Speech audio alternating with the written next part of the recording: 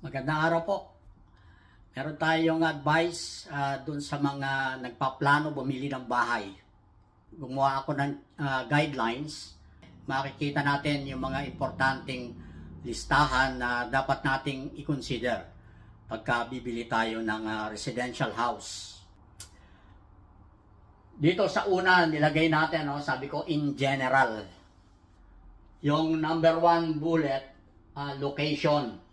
Sabi ko, public transport, i-consider natin yan kung malapit siya sa mga sasakyan. Yung market, yung palengke, isa sa mga pang-araw-araw na kailangan nating puntahan. And then, i-check nyo rin yung noise level. Baka masyadong maingay doon sa lugar. Masyadong malapit sa highway. 24 hours yung mga sasakyan, maingay sa gabi. Or malapit sa airport. And then yung pollution index. Kung masyadong malapit sa highway, walang buffer or yung protection para ma-control yung pollution na nanggagaling sa karsada, hindi rin po maganda yon. Naka-expose tayo sa araw-araw na pollution. And then yung second bullet is geographical features. Makikita natin dito. Sabi ko, i-check ninyo yung nearby highlands. Baka malapit siya sa mga yung bundok. Yung maaaring magkaroon ng landslide kung sakaling magkakaroon ng storm, babagyo, river, baka masyado siyang malapit sa river. During rainy season, tumaas yung tubig, magkakaroon ng baha. Kaya sabi natin dito, prone to landslides and flood. So, importante yan. Kung doon na kayo nakatira at na-realize ninyo na nagbabaha pala doon sa lugar, magkakaroon tayo ng frustration sa nabili nating bahay. Yung number 3 bullet, sabi ko rito, existing facilities. Ito pa yung isa. Power supply. I-check niyo yung mga wires and cables dun sa karsada. Baka maliliit yung wires para pagdating sa gabi, hindi mahina yung power supply. Yung roadway standard sizes. May mga nakikita akong subdivision.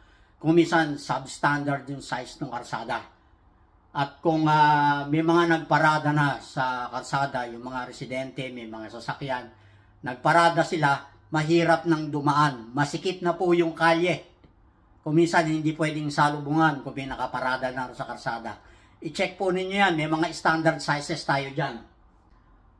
Yung sumunod, adequate storm drain system. Dahil pagka umulan, yan ang number 1 problema sa isang lugar. Kung hindi adequate yung size ng drainage sa karsada, ang possibilities mabilis magbaha, lalo na kung tagulan. Sumunod, pasok na tayo sa architecture. Yung number 1 bullet, sabi ko rito, space requirements. Check natin, kung sinabi natin space requirements, ilan ba yung titira? Dapat alam natin. Ilan yung occupant? Kailangan malaman natin kung yung bang size ng kwarto na titirahan natin adequate para do sa requirement ng mga titira. Baka masyadong masikip yung loob. Availability and size of the following. Sabi ko rito, carport, i-check ninyo yan. Baka walang carport. Kung walang carport, ang possibility yung sinabi ko kanina, yung mga sasakyan ipaparada nila yan sa karsada. So, problema po yan, sisikip yung kalye dahil yung mga bahayan, wala silang sariling carport. Check natin kung merong available o provision yung bahay, kung meron siyang carport. Then, living room, kung enough ba. Kung minsan may gumagawa, living room and dining combined. Masyado pong masikip, Pinagsasama niya yung dalawang room na dapat sana magkahiwalay. Living room, dapat independent yung dining, yung kainan. Then meron siyang kitchen. Hindi natin sinasabing maging masyadong maraming kwarto. But dapat po hiwalayan, magkahiwalay. At adequate yung sizes. Hindi rin naman natin hinihingi na dapat malalaki lahat. Pero dapat nga, sabi natin, independent yung living sa dining. At saka doon sa kitchen, sa lutuan. Dapat maluwag tayong nakakagalaw. Then bedroom, depende sa requirements. Kunyari, ang titira is mag-asawa, then meron kayong anak, so minimum 2 bedroom dapat. Depende sa requirement ninyo. Ano pa yung sumunod? Washroom, mas maganda kung dalawang washroom. But kung pamilya lang at wala naman kayong masyadong malaking pamilya, okay na ang isang washroom. Yung tinatawag nating banyo and yung complete washroom. Nandun yung paliguan at saka yung kubeta. And then stair height convenience. Bakit ko to binanggit? Kung merong senior citizen, kunyari sa isang pamilya, sinama niyo yung nanay niyo, tatay niyo, dapat merong kwarto sa baba. Dahil may hirapan silang umakyat doon sa taas. Pero kung prefer din nyo na merong kwarto sa taas for senior citizen, dapat yung height o yung flight ng hagdanan, convenient, akyatan. Hindi yung masyadong matarik. Yung huling pangalawang bullet, ventilation, sabi ko rito, adequate window sizes and doors. Pag sinabi nating adequate window sizes, merong minimum requirement ang code. Dapat yung opening, yung mga bintana, on every room, at least 10% ng floor area. Dapat maliwanag sa loob, sa lahat ng kwarto. Hindi natin pwedeng mag-provide ng kwarto na walang bintana. Dapat lahat ng kwarto is well ventilated ng liwanag or ng hangin. Kung gusto ninyong buksan yung bintana, meron tayong independent window for each room. Yung door, yung main door, ito yung tignan natin, ano po, may mga pintuan na masikip. Ang standard nito is 900 mm para do sa main door. Kailangan ganun kaluwag para kung may ipapasok kayong gamit, hindi tayo masyadong nahihirapan magpasok. Yung sa main door yon, yung 900 mm. Yung sa mga secondary door, yung mga interior doors, minsan 700 to 800. Depende po, ano? Ang sinasabi natin dito yung main door, yung main entrance at saka yung exit dun sa likod kung meron siyang space na gagalawan dun sa likod kung may mga dirty kitchen. Continuation ng architecture, nilagay ko rito finishes. Nalagay sa kanya consider safety. Bakit natin sinabing consider safety?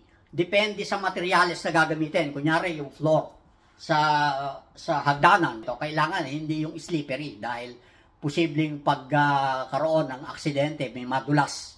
Mas maganda sana kung may mga nosing, nilalagay natin na meron tayong nosing material, nilalagay doon para hindi slippery. And then doon sa living room, okay lang yung glossy dahil living room yan, nandyan tayo, nagpapahinga, meron tayong sofa, complete set of sofa. Maganda dyan, maliwanag. Preferably dapat yung mga light colors para hindi natin masyadong kailangan ng ilaw. Huwag kayong kukuha o maglalagay ng finishes na madidilim dahil hindi po maganda lalo na sa gabi. Kung light color yung ating finishing floor material na gagamitin, makakatulong siya sa illumination pag inilawan natin. Ano po? So, yun yung sa finishes. Sabi ko, low maintenance material. Yung hindi masyadong dumihin, madaling linisin, hindi madaling masira, hindi madaling magasgas. Doon sa labas, mas preferably yung painting na gagamitin natin doon, yung mga glossy, para madali siyang hugasan. Kumakapit dyan yung dumi. Mas maganda glossy for exterior, and then sa interior, yung mga flat finish. Opening, size and types of doors and windows. Ito yung binanggit ko kanina. Unang-una yung sizes, yung sinabi ko, lalo na sa main door, at saka yung sa types of doors. Depende, ano, hindi natin sinasabi, hindi tayo namimili. Pwede silang gumamit dito ng PVC frame na doors or window, but sa main door, dapat ang frame, ang gagamitin natin, including yung main door itself, dapat hardwood. Gamitin natin ng solid. Huwag tayong gagamit ng flush door. Alam po ba ninyo yung flush door, tinatawag na hollow. Ang dapat dito, solid. Hanggat maaari, yung ating main door is solid, pati yung sa likod, dahil yung exterior wall or exterior door, kinakailangan yan solid. Matibay po dapat ang panglabas. And then yung bintana natin, check natin yung mga glazing, yung mga salamin. Dapat may standard din po tayo dyan, hindi yung masyadong manipis dahil exterior yan. And as much as possible, meron tayong yung grills para sa protection ng bahay natin. Ngayon, ito po yung isa sa mga importante dapat natin silipin. Ano? Engineering. Check natin ang engineering. Ano? Magbibigay tayo ng tatlong outline. Structural, electrical, at saka plumbing. Sundan po natin. Ano? Tignan natin. I-explain natin ang isa-isa. Importante kasi ang engineering. Ang masasabi ko, bago kayo magpunta ng, o mag-decide kung ano yung bibiliin ninyo, okay lang naman yung pumunta kayo doon sa site, makita ninyo yung itsura ng kayarian. But I suggest puntahan ninyo yung ongoing construction. Kung maganda yung model house nila, huwag tayong masyahan doon. Mas matalinong pagbili, puntahan ninyo yung ongoing. Yung mga 50% construction, natatapos na nila, meron ng mga nakatayong mga walls, may mga poste na, may mga bakal na. Punta kayo ng isang araw ng, let's say, sabihin natin Sunday, yan po, para walang mga gumagawa, hindi kayo makakaabala. Magpaalam kayo doon sa kung sino man yung salesman na nag-i-introduce sa inyo ng bahay. Sabihin niyo sa kanila, gusto ko makita yung ongoing. Yan po ang matalinong pagbili. Puntahan ninyo yung site, yung ongoing construction, silipin ninyo kung tama ba yung ginagawa nila sa implementation. Dahil yung mga yan, nakatago na yan pag nalagyan na yan ng finishing materials.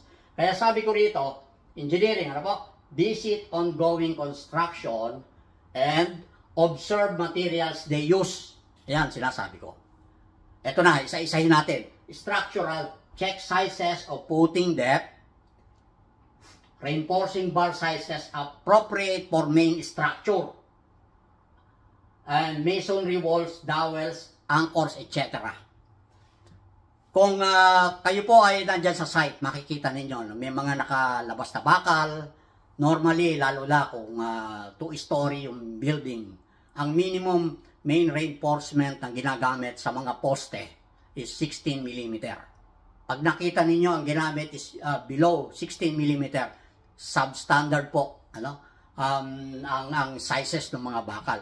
Kinakailangan, sinasabi natin, dapat pasok do sa code kung ano yung hinihingi ng code. 16 mm yung size ng main reinforcement ng bakal.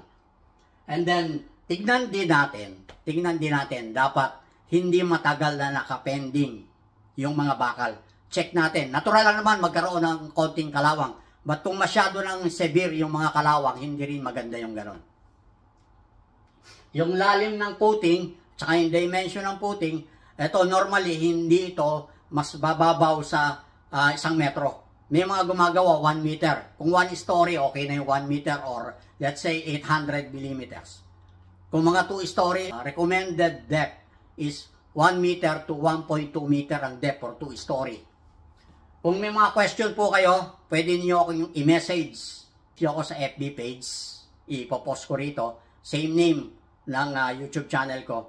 Kung may mga katanungan kayo, bibigyan ko kayo ng answer sa mga tanong ninyo. Kung gusto ninyong malaman yung appropriate sizes ng structure, especially do sa main structures, yung mga sizes ng footing, ng columns, at saka yung mga bakal, sizes ng bakal, spacing ng bakal, magtanong po kayo at sasagutin natin. Isa pang importante, sunod natin, electrical. Sabi ko rito, wire and cable, wires and cables on proper conduits.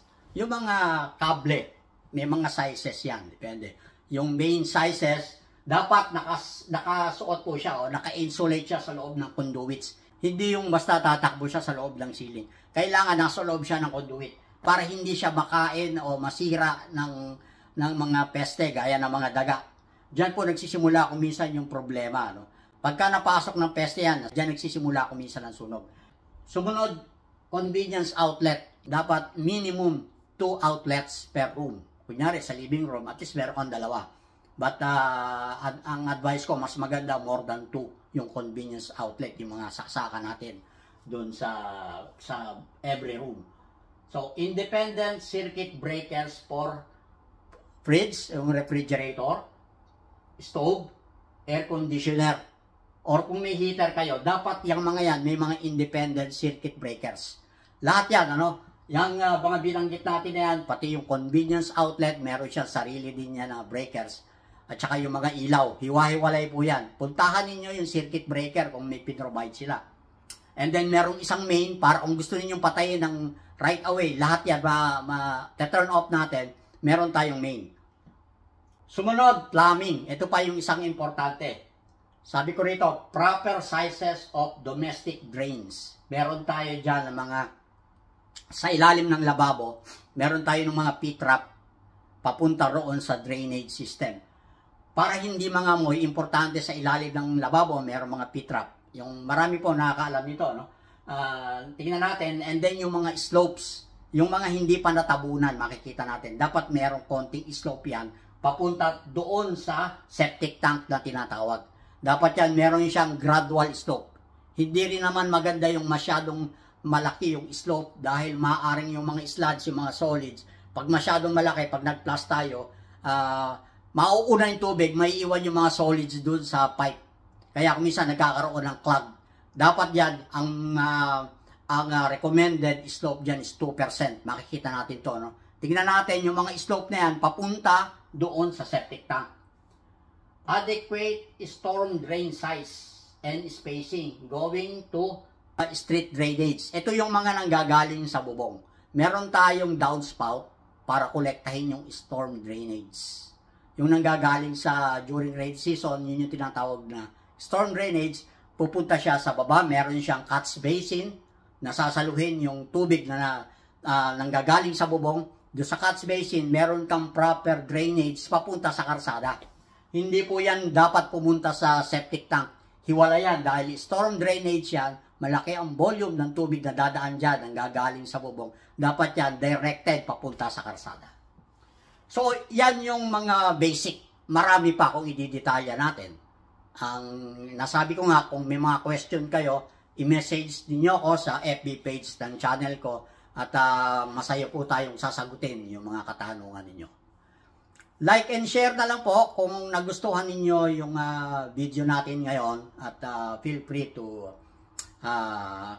send a comment or message sa channel ko sa YouTube. And so, salamat po. Paki-share na lang po sa mga kakilala ninyo, lalong-lalo na sa mga nagbabalak na bumili ng bahay. At sa palagay ko ay makakatulong sa inyo itong mga diniscuss natin ngayon. Salamat po. Thank you for watching. God bless.